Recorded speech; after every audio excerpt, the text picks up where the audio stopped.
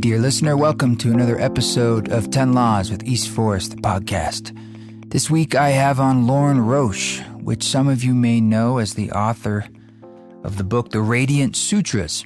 And Lorin was someone that I ran into, and this is kind of the whole reason I wanted to start this podcast, because sometimes I just run into people that I didn't know before, and I'm like, hey, you're amazing.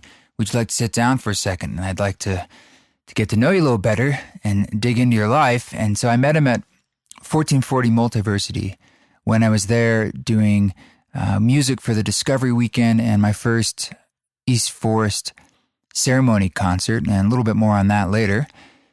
But he was just a super cool guy, and we just got along really well right away, and I enjoyed getting to talk to him that weekend. So it was after breakfast, and we had a chance to sit down. We went over to a corner of the dining hall there, and you're going to hear some background noise because of that. They actually were like vacuuming, and we asked them to stop vacuuming, which they did very kindly. But when we walked out, the guy, he gave us some stank eye. I don't know. I guess he really, really wanted to vacuum at that moment, but we made him stop for about an hour. But thank you, dude, whoever you were, Mr. Vacuum Man. I really appreciate that we were able to get some time to talk to Lorin. And he's someone who teaches meditation. He also told me he mostly teaches the teachers of meditation. Like they come to him to tell him their dirty secrets, or when they have problems, or they're just kind of stuck in their practice. And that can be embarrassing for people who are teachers themselves in a sense. But it's great that they have people they can reach out to.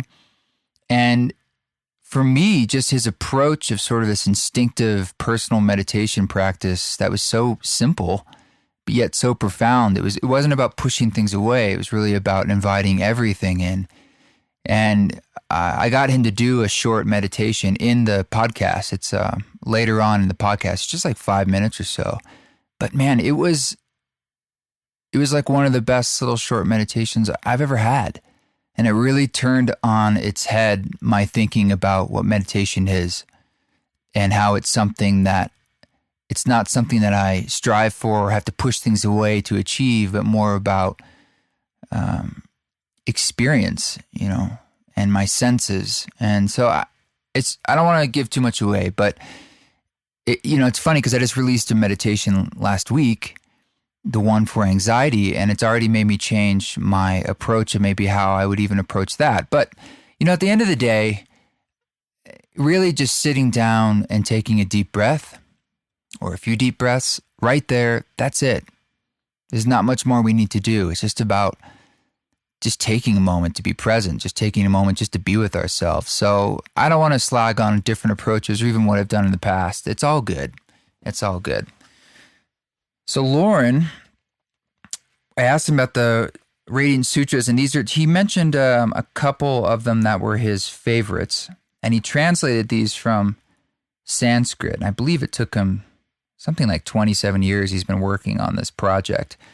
But if you're familiar with Rumi or the Tao Te Ching, this sort of stuff will be right up your alley. So let me read you number 26 of the Radiance Sutras. And there are different versions of this. He gave me a little book here. This one's from 2008, so it might be the second or third. But anyway, here it goes. The one who is at play everywhere says, "There is a space in the heart where everything meets. Come here if you want to find me. Mind, senses, soul, eternity, all is here. Are you here? Enter the bowl of vastness that is your heart. Listen to the song that is always resonating. Give yourself to it with total abandon. Quiet ecstasy is here, and a steady regal sense of resting in a perfect spot. You who are the embodiment of blessing, once you know the way, the nature of attention will call you to return. Again and again, answer that call, and be saturated with knowing, I belong here. I am home." So, pretty sweet stuff, and a lot of nuance in just the word choices and what that brings. One thing I want to read you from his website. I thought this was kind of fitting to describe Lorin's approach to meditation. This is from his site, lorinroche.com. Meditation can feel like it comes as a gift from the outside, from the lineage of monks, gurus, and sages over the millennia. You become their servant and seek to kill off anything in you that does not fit into the aura of a meditation ashram, where the ideal is to be celibate and detached from it all. I've done this type of meditation and loved it, but it is for people who don't mind being dominated by dead Asian males. So he's got a sense of humor, and that's what we like about him. Yeah. So, hey, I'm going to be on the road, Rockwood Music Hall, July 18th, New York City, June 22nd through 24th at the Groove Festival in Ontario, Canada, August in Portland, and also August in Detroit, and September 27th through 30th is the Boulder Mountain Guest Ranch, where I'll be doing the East Forest Retreat. So please, we have a couple spots left for that, and it's magic. Come join us. All that's at eastforest.org. You can send your questions, you can send your comments, and you can send your PayPal money to info@eastforest.org. Might read some of those questions and answers on the air. And I have more ceremony gigs coming up. The one I did at 1440 was really amazing and pretty profound. I want to thank them for having the vision to let me try that. We had a full room, probably about 150 people in the round.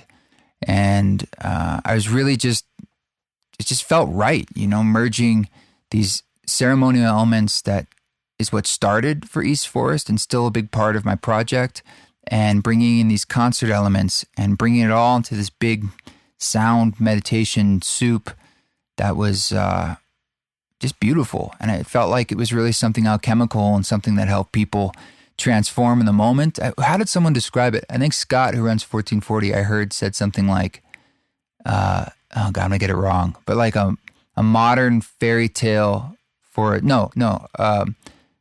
modern lullaby for adults or something like that. So I think we're getting really good and getting closer and closer. And there's going to be more of those coming up. And if you're interested in trying to host one, let us know. Same email address. So this is Lorin Roche. Enjoy the conversation.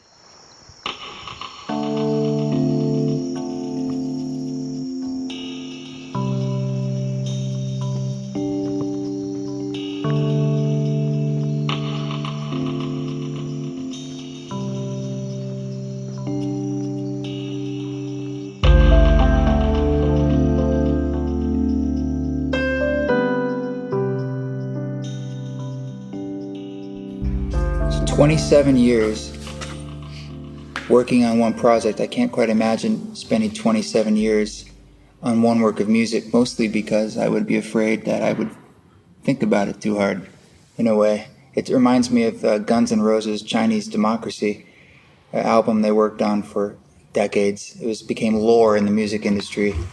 They eventually released it, but it was sort of like a bit of a pile of garbage because there was too much behind it. I mean, that must be an incredible meditation in itself to work on something that long. It would have to become a malleable form that... Well, what's that process like? Well, the text called to me. I have a mysterious relationship with this text. It's called the Vijnana Bhairava Tantra. And it's a classical yoga meditation text that seems to have emerged around 800 AD in Kashmir. And before that, it may have been in the oral tradition for centuries. Mm-hmm. We don't know. And the text describes or mentions 112 what it calls doorways to ecstasy. And it does use the word for meditation a few times. And it uses the word yoga or yukti, these techniques for unifying, techniques for being one with the soul, or portals. Is it using those terms interchangeably, meditation, with different, ecstasy? With little nuances, yeah. There's nuances, because sometimes the portal is terror or fear or grief or anger or lust. The text basically describes it within a human body, within ordinary human experience, there's at least 112 doorways to unifying with yourself. Mm-hmm. And meditation is presented as the meeting ground of spirit and flesh. Meditation is presented as the meeting ground of spirit and flesh. Yes. And the secrets are all right here, inside of everything that bothers you, inside of everything that you yearn for, all your heartaches, your yearning, your deepest impulses. The urge to merge with the soul is the most powerful impulse in a human being. It's unstoppable. And meditation is giving in to that urge. And there's a richness to experience where tasting food, listening to music, dancing, being alone in nature, under a dark sky, like animals howling, or with a crowd of friends, just immersed in love, like overwhelmed with happiness, or just simply breathing, or just simply noticing the way that gravity is playing through your body. These are all doorways. And these are all things that are engendering presence. They're all here all the time. So the text, which is a duet, part of what I love about the text is a duet between the goddess, who's the energy, who's the life force, who's the dynamic energy of creation, and her lover, who is consciousness. So it's a counterpoint melody. You familiar with that? The idea of like a duet, a melody that's in there's sort of an equilibrium to the melodies. It's called counterpoint. Yeah, I like it. Opposite reactions, but it's not opposite in a sense, but there's a playfulness to that. There's complete playfulness. And the goddess begins the text, and she inhabits the body of wonder. She's like in a body saying, what is this universe we find ourselves born into? And what are these energies streaming through my body? And in the text, she's Devi or Bhairavi or Parvati, and he's Bhairava or Shiva. And so he replies, she invokes him, and then the text ends with her speaking. They go back and forth, and the language is playful. So there's no known author? No. As was the tradition of the time, the composers attributed the text just to the song of life resonating in their hearts. And this is the song that life is whispering to us. How is there a known definitive text? There isn't. There's debates. The scholars will they'll say, well, this one particular version of the text is the best, but there's variations. There's no way to know, right? So in some ways, is it a bit of a myth or a folk tale in a sense of super ancient form where it probably was told in different ways? There's a bit of a myth or folk tale because it's from the oral tradition. Right. Now, even that, everything in the meditation traditions in yoga and Sanskrit has been debated vigorously for 2,500 years. As are most religious anything texts. Yeah. Yeah. And sometimes with great vehemence. Oh, yeah. And in academic circles, great bitterness and envy. Yeah. Well, that's also like the play of the mind. A lot of like Orthodox Judaism is about sort of that intellectual argument, and sitting there and going over these arguments of the texts, and get lost. And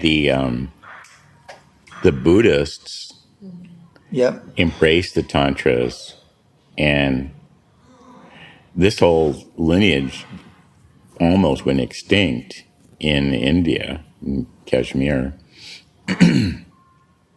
But the Buddhists took the text to Nepal and Tibet, and they cherish the tantras, and so there's been a debate between the Buddhists and the yogis for thousands of years, and it sharpened them both up. Mm-hmm. So what was the process like for you you've done multiple versions of this. Why?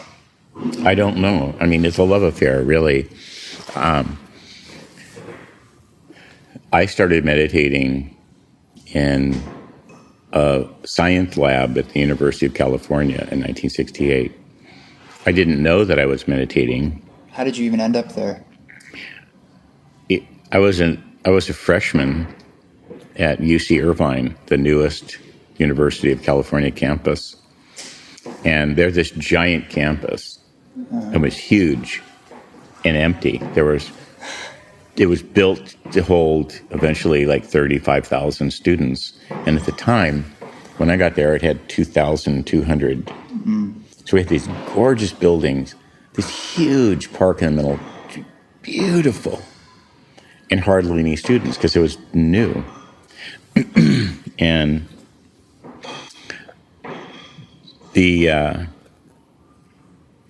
I think it was this first chancellor, Dean Aldrich, who put out the word around the world, said, come here and reinvent education. And Aldrich, who was not just the first chancellor of UC Irvine, but he sort of helped oversee building it. Like the Irvine Company didn't want black people or Jews to be able to live around the UCI property that I've heard.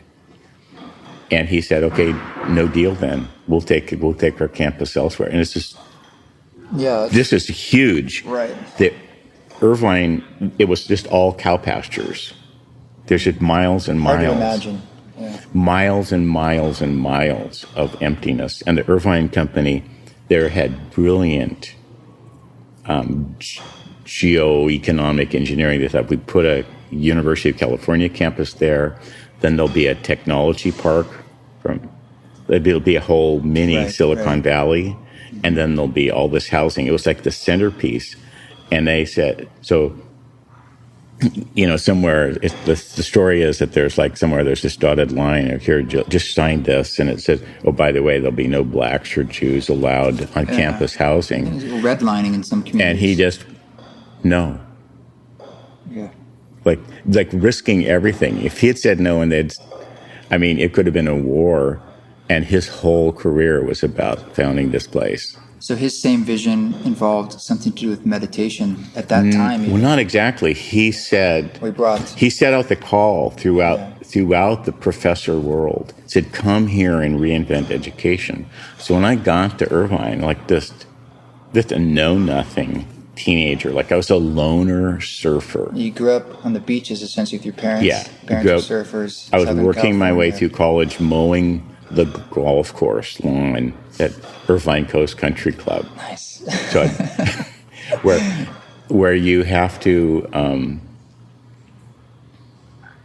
be there a couple hours before first light, because you have to have mowed the first 9 greens.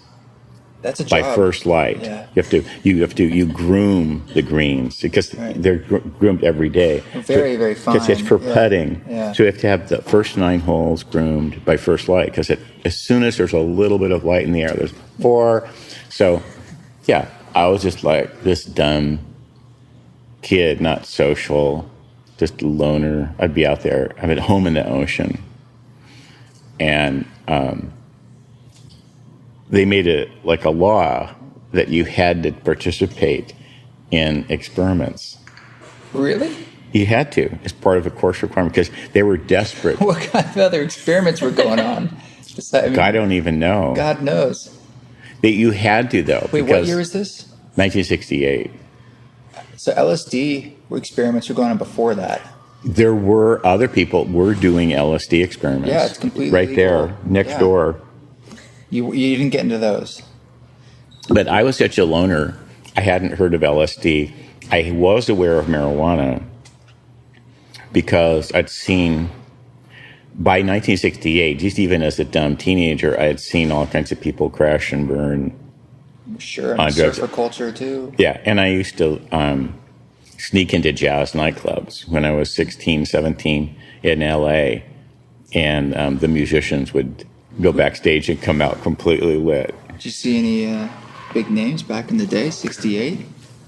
West Coast Jazz with Horace Silver? Or? Well, one day I was sitting at a table with a bunch of black people, these black musicians. They were so friendly. It was like, kid. They were just like, hey, kid, good to see you. It's like, they're highly like entertained. 16? I was 16. Yeah. They're highly entertained that there's this 16-year-old white boy. Like, I wore, like a Blues Brothers suit. I had like an almost black suit. I looked completely sharp. Nice. No, this is how you dressed the part. That's you have. If you're going to sneak into a nightclub, and the bartender, like in a tenth of a second, goes, "Kid's underage," but you have to be impeccable. So I'd order a vodka tonic, and just because you have to drink. That's how they paid for the band. Minimum, yeah.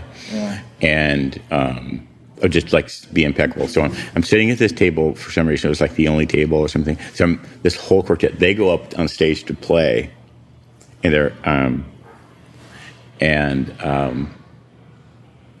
the guy sitting, there's one white guy sitting next to me. And he turns to me and he goes, "Hi, how are you?" And introduces himself. He says, "I'm George Shearing." And he invited me over to his house, and he and his wife entertained me. And he put on. He went over to the record player and put on music. He has the most incredible sound system, like the most expensive record player, and $20,000 speakers. Yeah, and he was one of the most conscious people I've ever seen. When George Shearing, people who don't know, he's a famous jazz pianist, and he's blind. When he looked at me, and it felt like the sun was shining. It felt like quiet heat, being scanned with warm, loving interest. Like childlike. It would be as if a cat walks up to you, friendly, like meow.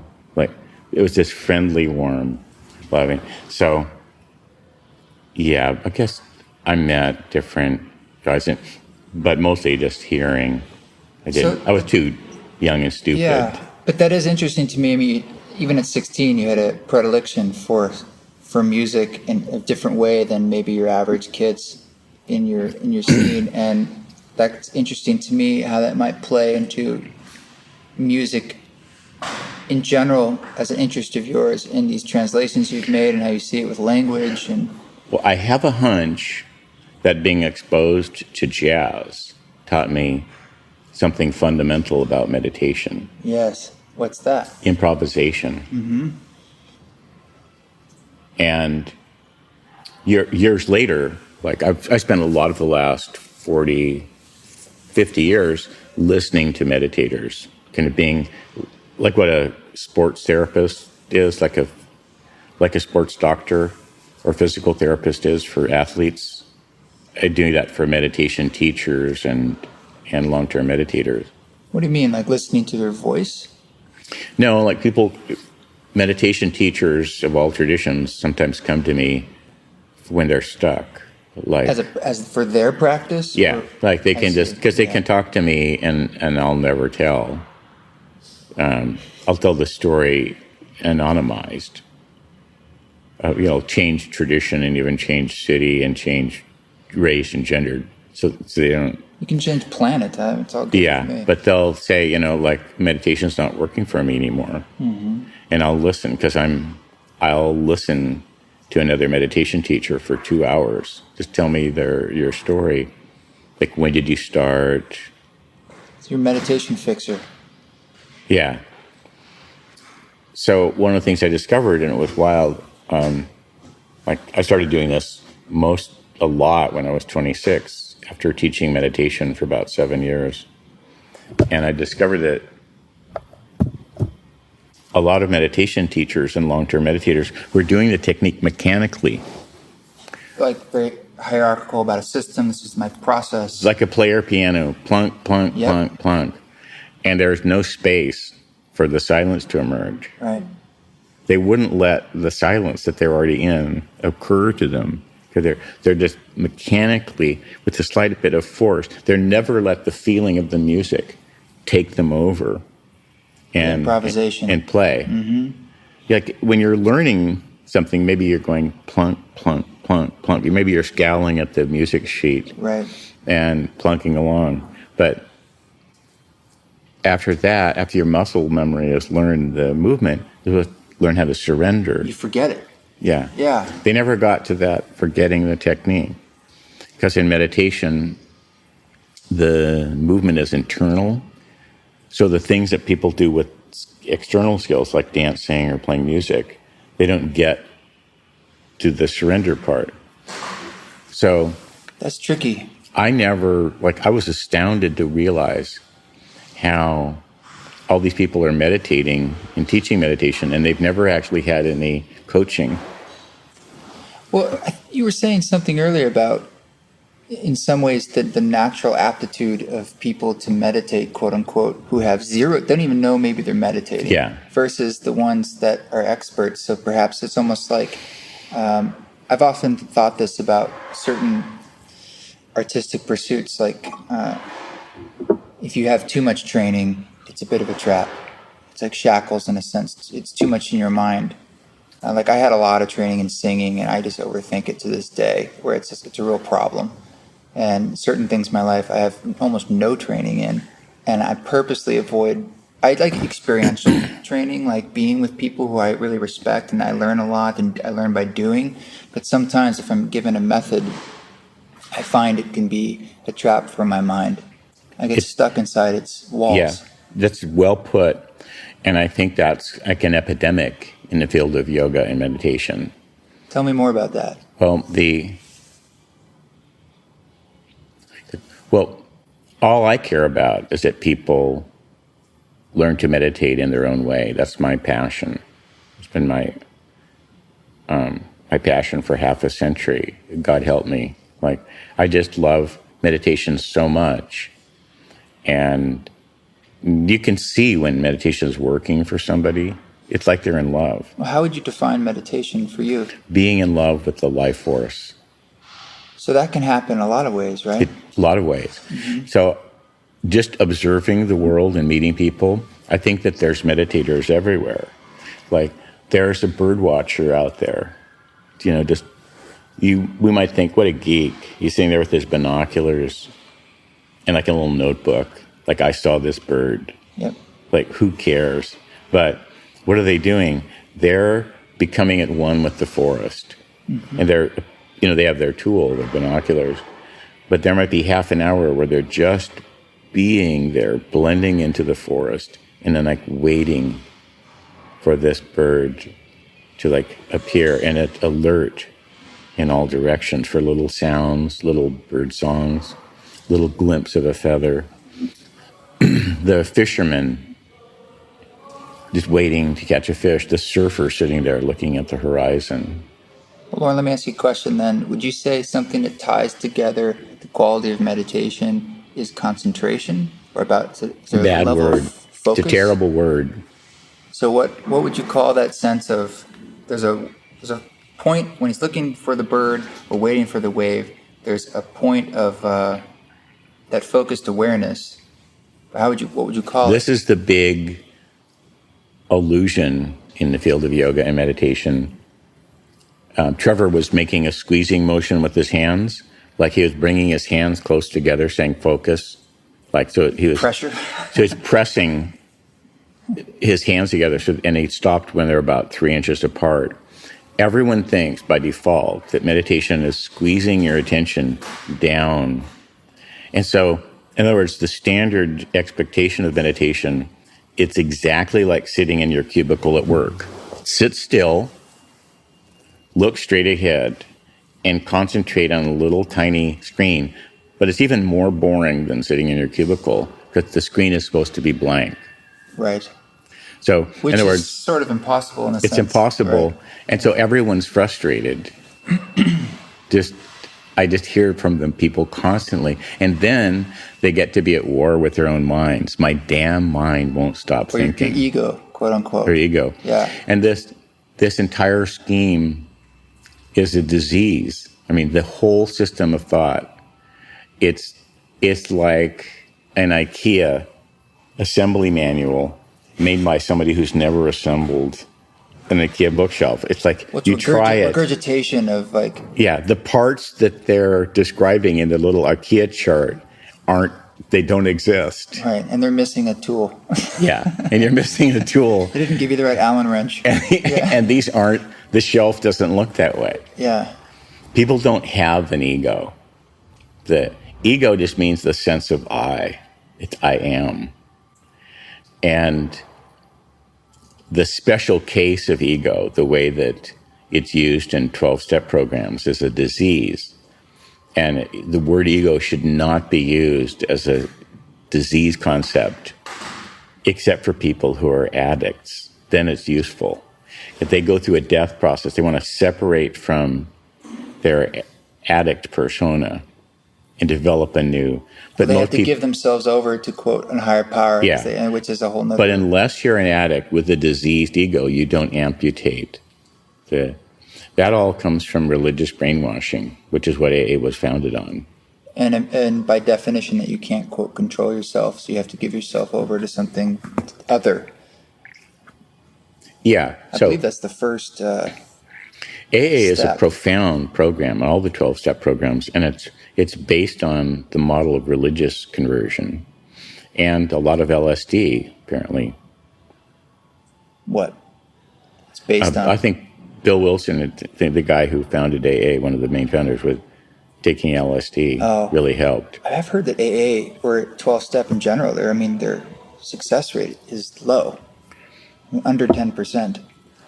Now, don't quote me on that. But yeah. It's like, it's a bit of a scheme. I mean, not that I want to get too deep down into the recovery thing, but I'm more interested in this idea that you said about ego and meditation and... well, ego is one of those words that's bandied around. A lot. But it's the sense of self. Look at the dictionary definition of ego, and it's the sense of I am. And I am, that sense, that is the primary mantra. So it's right. So what's happening here is that ideas that are exclusively for monastics, people who are living in a religious community, and to go through a death rebirth, it's like they shave their head, they give up their name, they give away all their money. Often they would take a vow of celibacy. Right, they give it all up. That's the monastic path.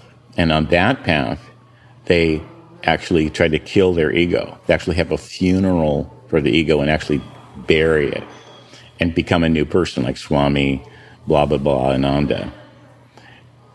And then AA brilliantly took this technology of religious conversion and applied it for addicts. And I've heard those statistics, but I know I have a lot of friends who are in AA. It works for them. And it's worked for them. It's a profound program. Yeah, so let's not talk about the statistics, but the issue of ego, using ego as a negative term,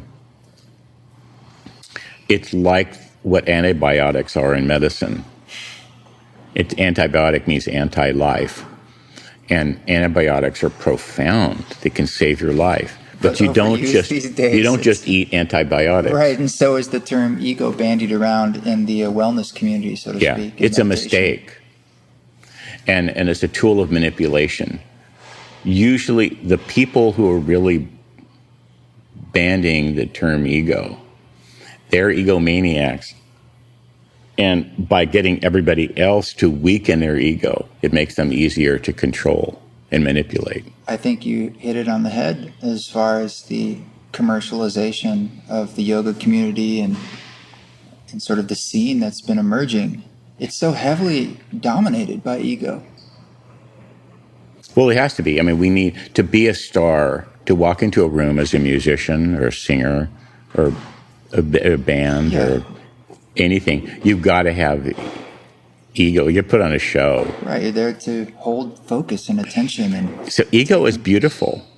And people pay a price for being a performer. Like if you're a yoga superstar and you have that charisma, you also pay a price for it. But it's a beautiful thing when someone has like the ego is like, listen to me, I know what I'm doing. I'm a representative of this multi-thousand-year-old tradition. And I give myself the authority to modify these yoga poses and like play downtown funk while we're doing pranayama. So the authority is also sort of kind of self-confidence to own what actually is happening. To own what's happening. Not to tell a happening. different story at the same time. You got to own what's happening and take responsibility for it. So ego is beautiful. In Sanskrit, ego is aham. I am. It's a beautiful mantra. So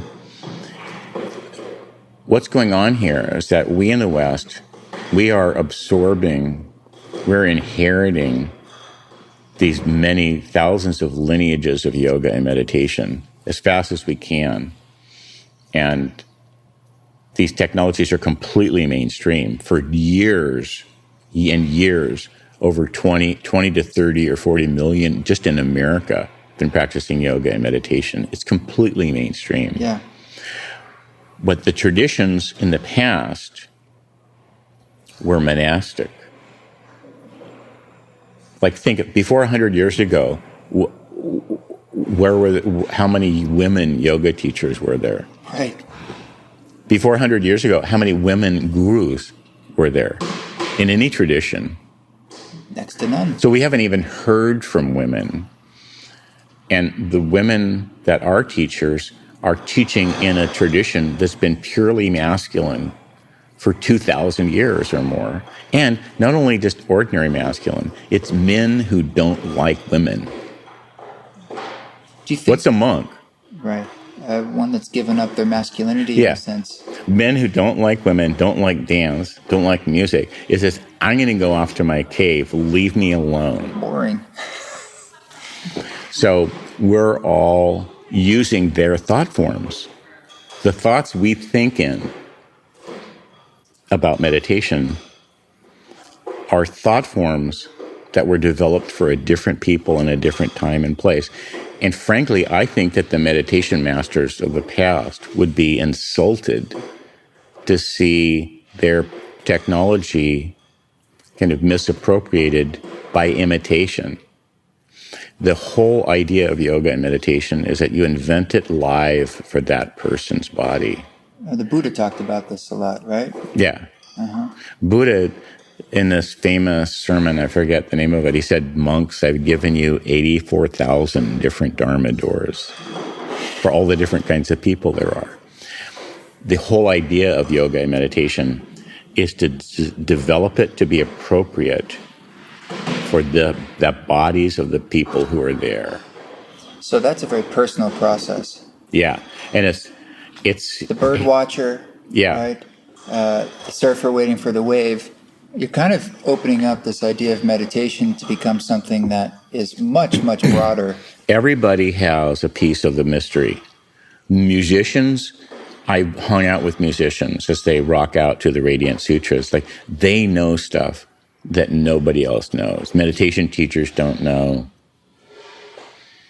They know they have secrets. And I know that even though I've been listening to mantras for 50 years, I can see them go deeper. And maybe it's something that isn't spoken through a word anyway. It's like the way all that music fits together is more evocative of that thing that they're trying to express. And dancers know things that nobody else knows. So art in general. And artists, painters, and sculptors, and poets, and women nourishing babies have experiences. And probably the babies, too, have experiences that none of us have access to. Yeah. Yeah. I went one day I swung by, I have 3 sisters, an older sister and 2 younger sisters.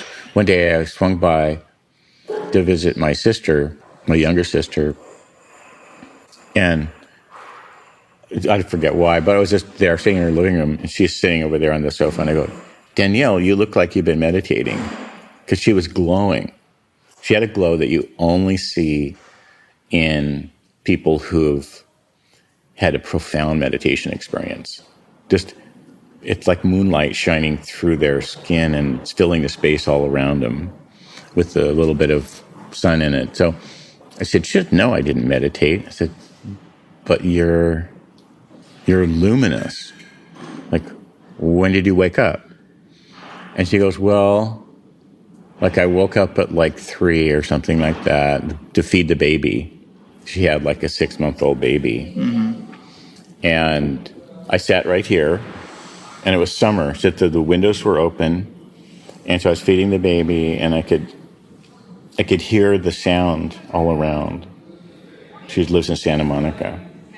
And then I wanted to make sure the baby was asleep, so I just sat there, holding the baby, listening to the whisper of the wind in the trees, smelling the air. So she just sat there in communion, gushing milk, holding a baby. So she was in a pose, like, an embrace, sitting up in this communion of love where her body is, turned into this nourishing love, adoration, communion. And just sitting there, being there from 3 to 4 in the morning. If that's not meditation, people, that nothing is. Like, who gives a shit what some skinny monk in the Himalayas is chanting Om? Like, fine, that's great, I get that.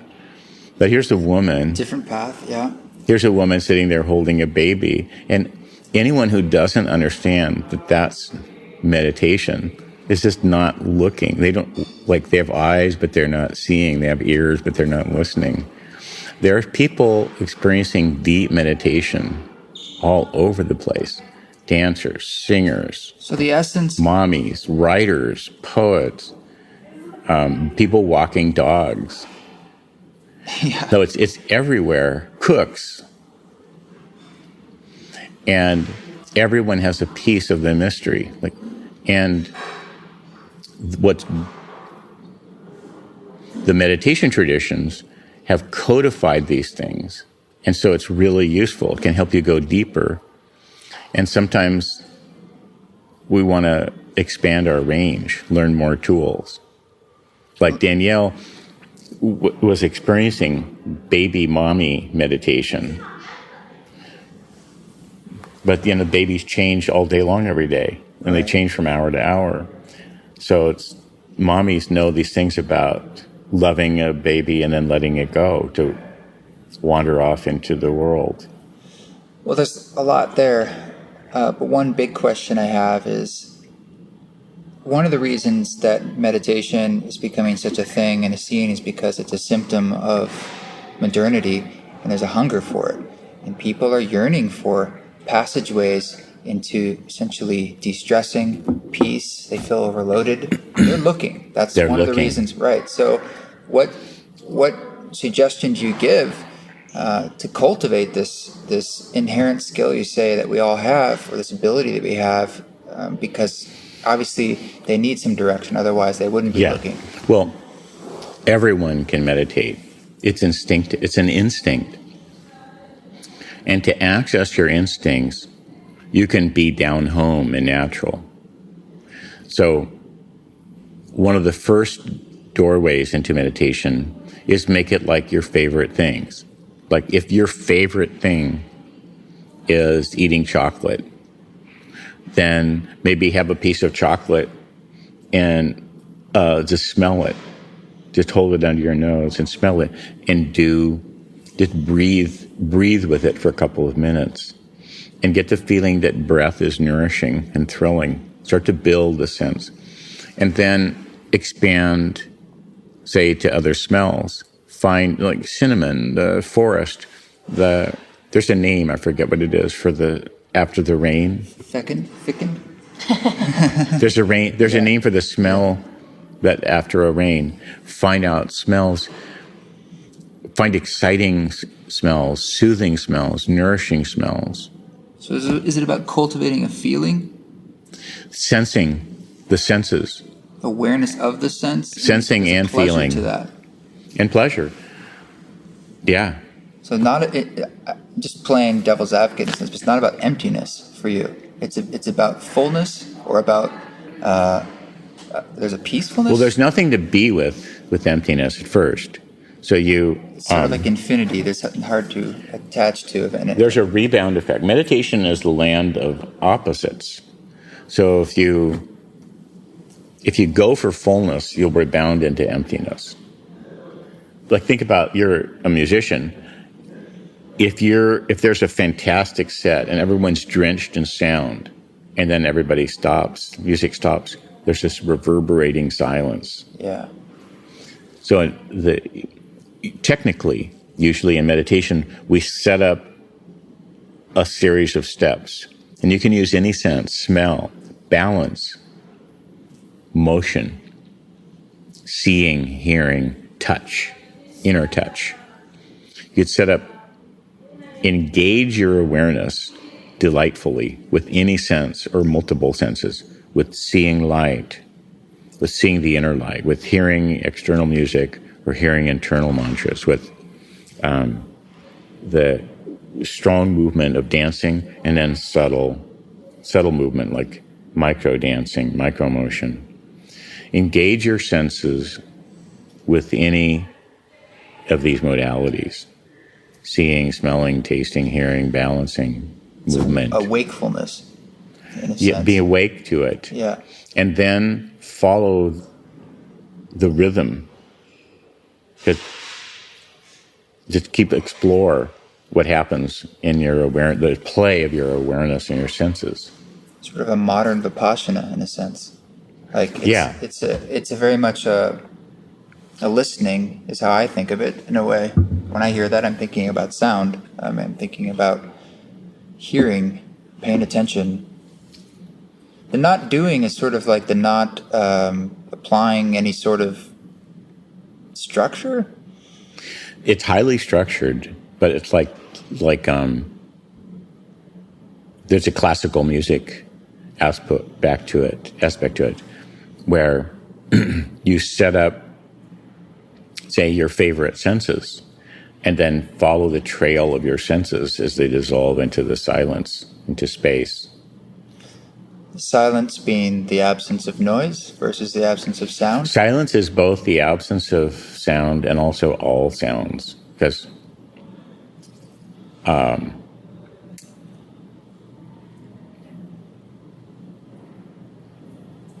scientists tell us that everything's vibrating. So, and our hearts are always beating, and our breath is flowing. So there's no stillness, and there's no silence. Everything is continual motion and vibration. So we could think of what we call, quote, silence, I'm making air quotes, is actually like a hum, the hum of creation.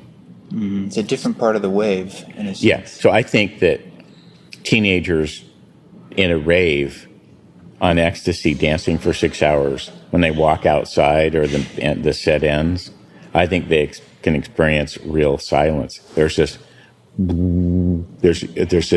vibration of peace. They are the reverberation of that experience. Yeah, that afterwards, there's this incredible reverberation. So a powerful meditation would be to rock out until every cell of your body is just in ecstasy. And then, say, lie down, or just stand there in silence. Everyone stand. We've done this a lot, and it's amazing, one of my favorite things. And just the silence becomes a hum of being. So it's just experience in the end. What? You going to kick us out? No, we just need to start writing. It's okay. I know you're short on time. We can wrap it up. What? Why do we have to leave? They need a vacuum. Oh. It's clean. There was no one in here. Well, Look, before we end, I had one question for you.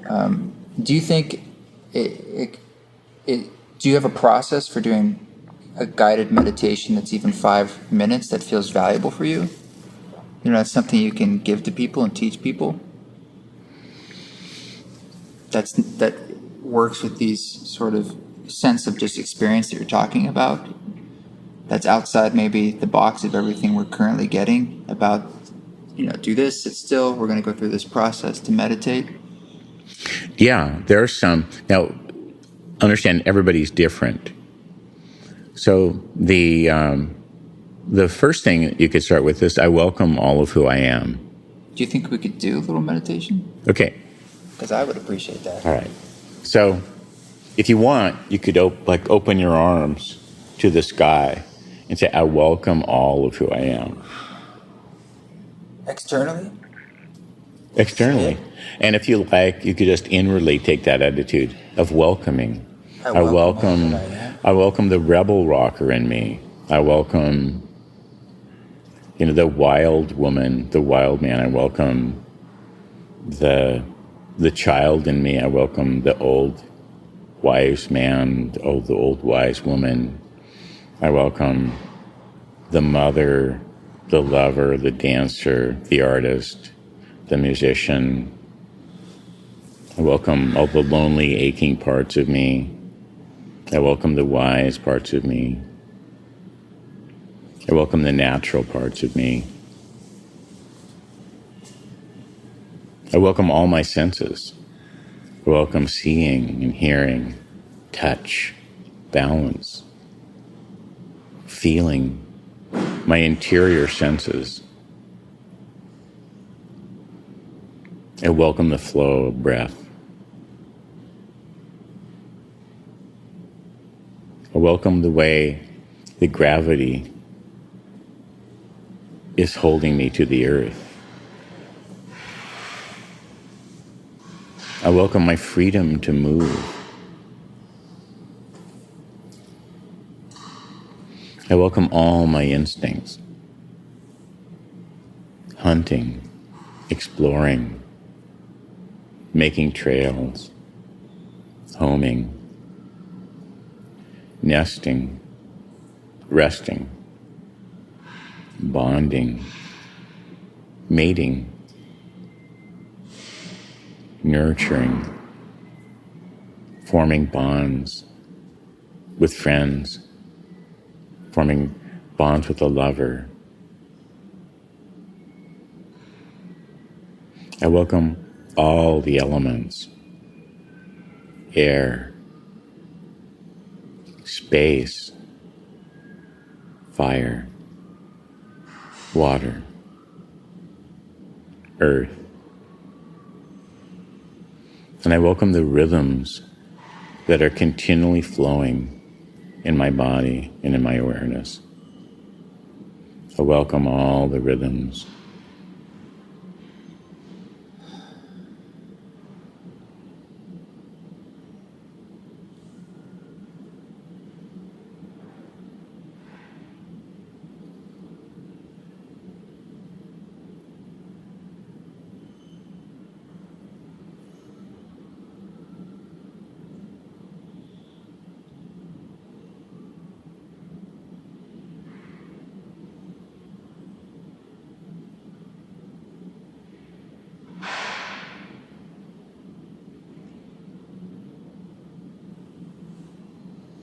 I welcome the rhythms of life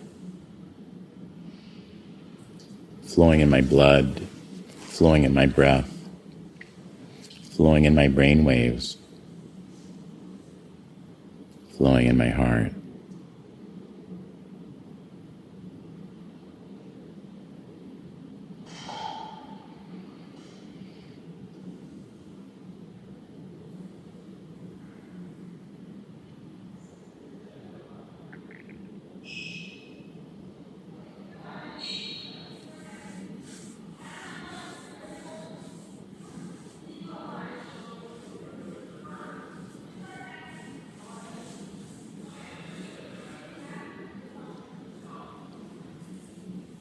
God damn, Lorin.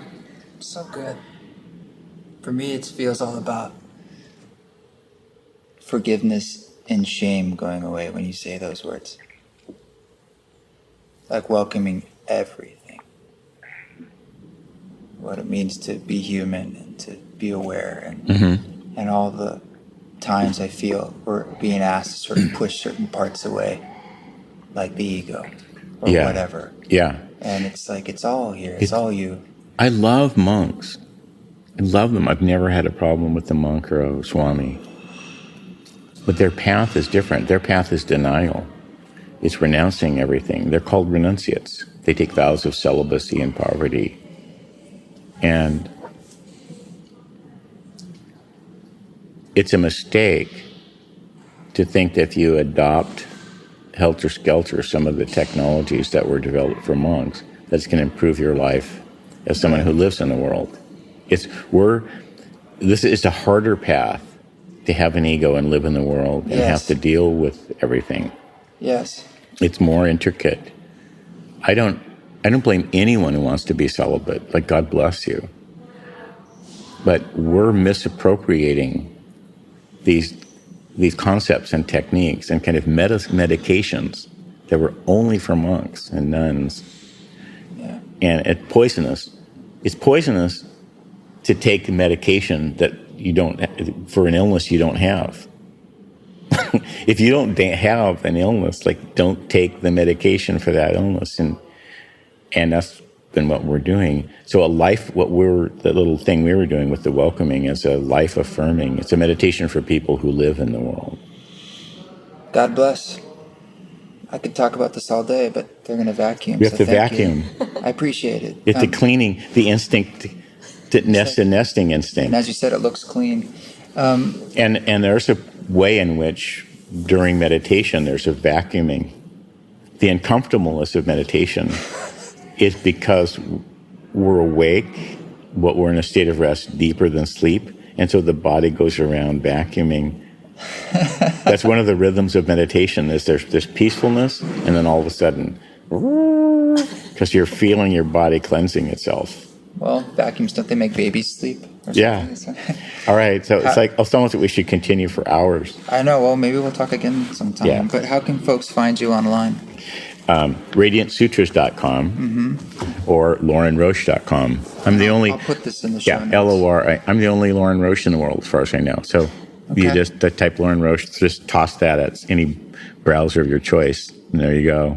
Just speak it to Alexa, and there you are. Yeah. Hey, Alexa, find Lorin Roche. Thanks so much, man. Well, there it is. Thank you to Lorin Roche. Check him out. Check out his books. He's got some really cool stuff going on, and I'm confident I will see him again, and hopefully we'll get him back on the podcast. This music you're hearing in the background is a song called Second Attention. It's from my first record, The Education of the Individual Soul. Originally it was called Migration, and I still for some reason think that's what it's called, but the last minute I remember changing the title to Second Attention, and I don't really remember why. Anyway, I just really like the vibes of the tune. It's got some field recordings from Culebra, Puerto Rico, some live bass guitar from Amit Streaker. He's from Israel. And I just want to share that with you. So see you next week. Got some good stuff in line. Hit us up, info@eastforest.org, and keep walking your walk. Don't take any shit, but if you do it with grace.